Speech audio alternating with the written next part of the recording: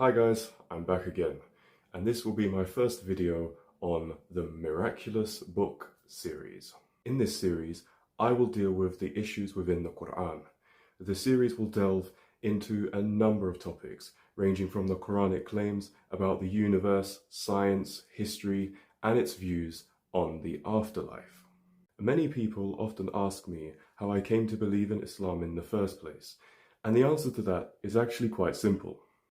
In the year 2014, I became convinced that the Quran is a miracle and had to be of a divine source.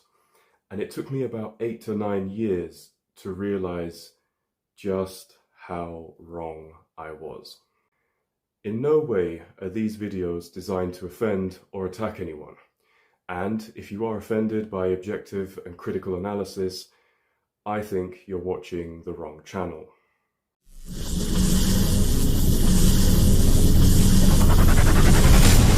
You're watching Critical Vision TV.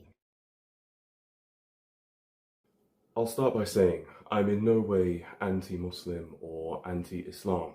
I don't really care what people believe. I'm more concerned by what they actually do or intend to do. You may have encountered videos online of Muslims propagating Islam, otherwise known as giving dawah, and you may have seen them try to argue or sell the idea that the Quran is of divine origin. They will often say that it is the literal word of God, unchanged and uncreated, and this usually rests on two things. The first being that the eloquence and beauty of the Quran is beyond human capability. The second is that it contains information which couldn't have been known at the place and time of revelation. In this video, I aim to address the first of those claims. The second claim will be covered throughout this series, as it's a series of claims. When explaining the circumstances of Quranic revelation, Muslims are often quick to bring up the fact that Muhammad was allegedly illiterate, and therefore he couldn't have composed the Quran. Whilst no one can definitively verify Muhammad's illiteracy, most historians agree that 7th century Arabia was a barely literate society, and that communication and passing of knowledge was dependent on oral tradition.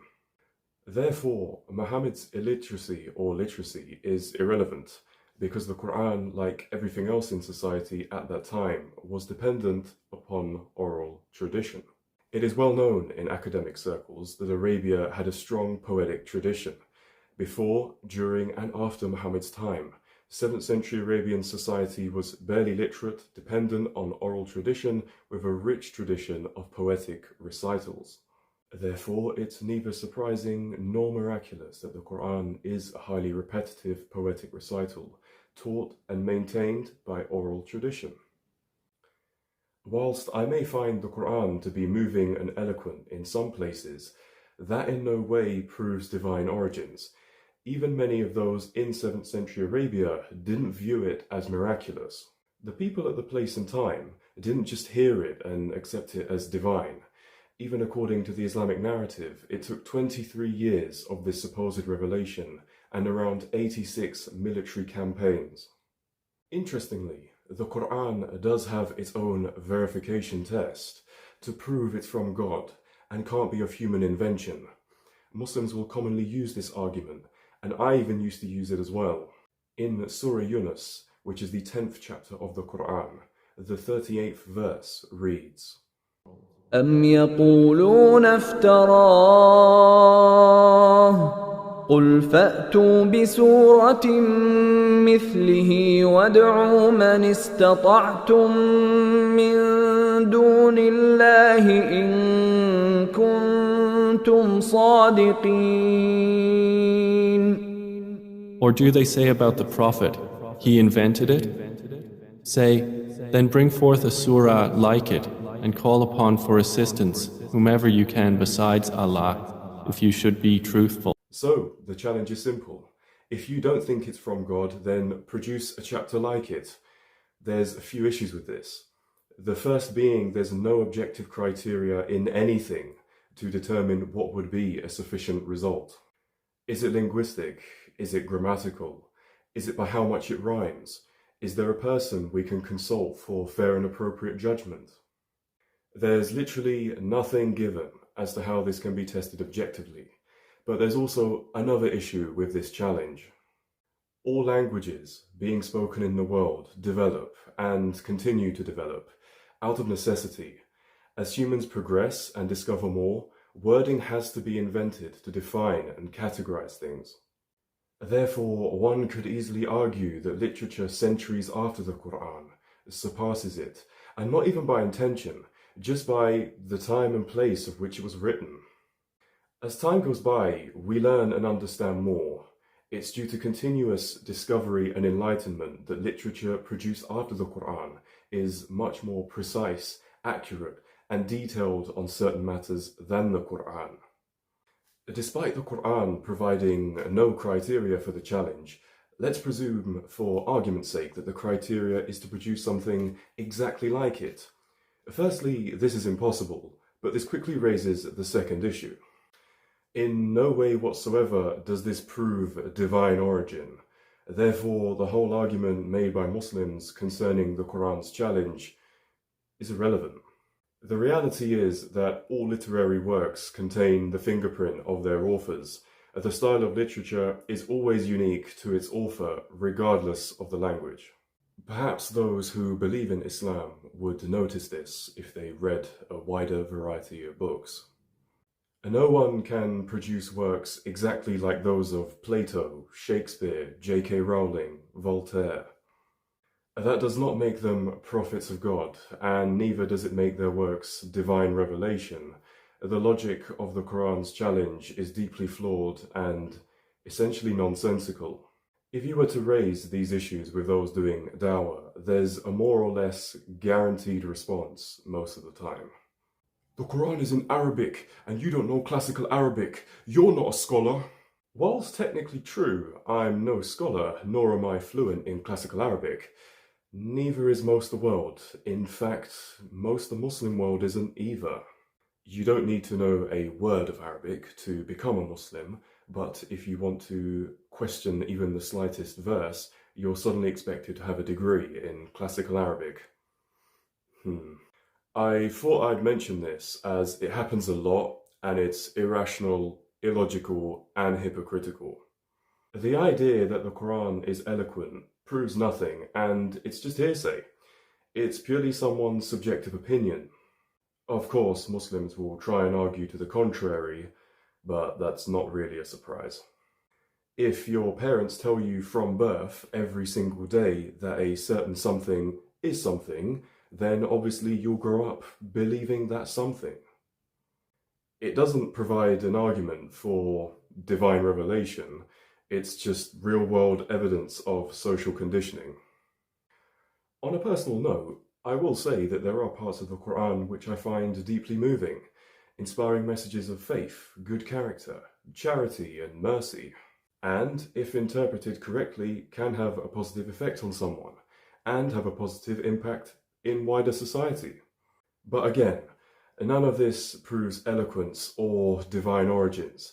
And while some parts may be beautifully worded, there are many parts which are highly repetitive and even deeply threatening. The Arabic language today comes in many dialects, but all influenced by the time and place of supposed revelation. And some parts of the Quran have questionable grammar and structure.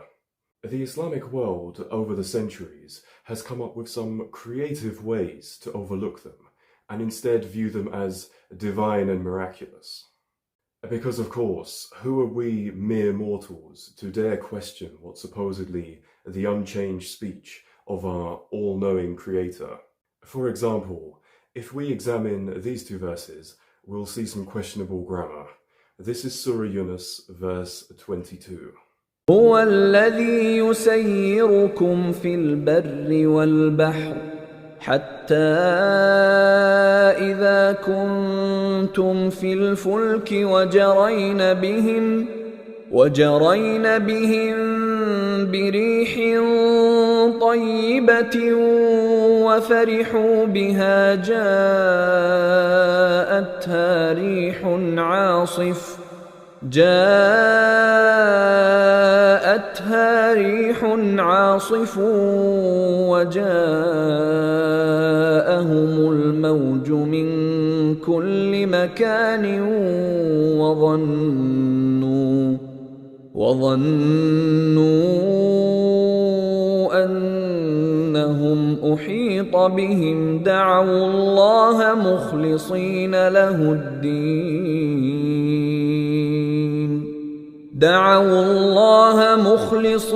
له الدين لئن أنجيتنا من هذه لنكونن من الشاكرين.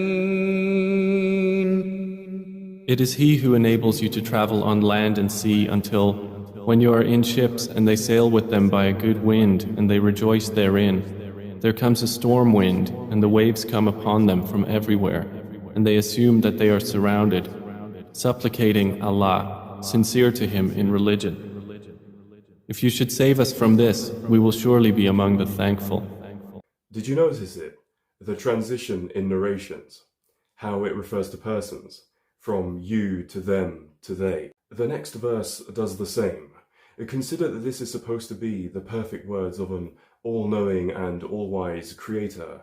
He repeats this type of transition not only when talking about others, but he does it when talking about himself. فَلَمَّا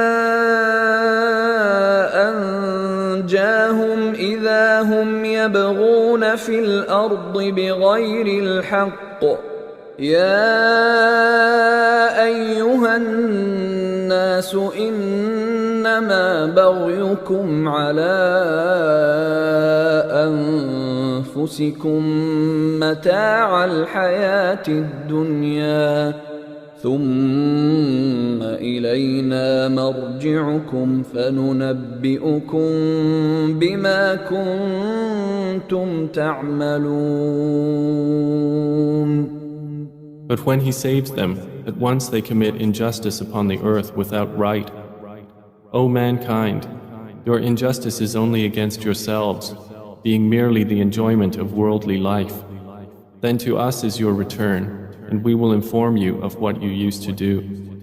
In this verse, we see the same again, transitioning from he to we. This transition from he to we, whilst referring to himself, can also be found in Surah Al-An'am. If you, me, or any regular person spoke or wrote like that, we'd be accused of ignorance. But because it's meant to be the speech of all-knowing God, it doesn't get viewed that way. Instead, it becomes hailed as eloquence and revered as a linguistic miracle. The Islamic world even invented a category for these random transitions in speech and rhetorical effect, and it's called iltifat. Overall, the Quran is a repetitive, recited piece, formed in a place and time dependent on oral tradition, with low literacy skills, and its text is a reflection of that.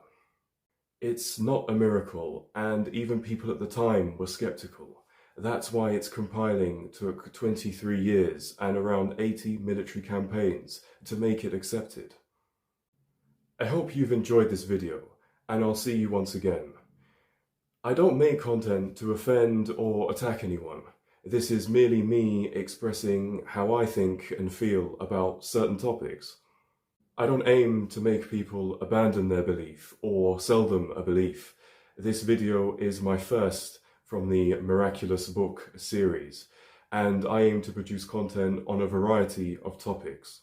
This is Critical Vision TV, where I aim to get people to think about things critically. I hope you enjoyed it, and if you did, please like and subscribe. It would be hugely appreciated. Thank you. Thank you for watching Critical Vision TV.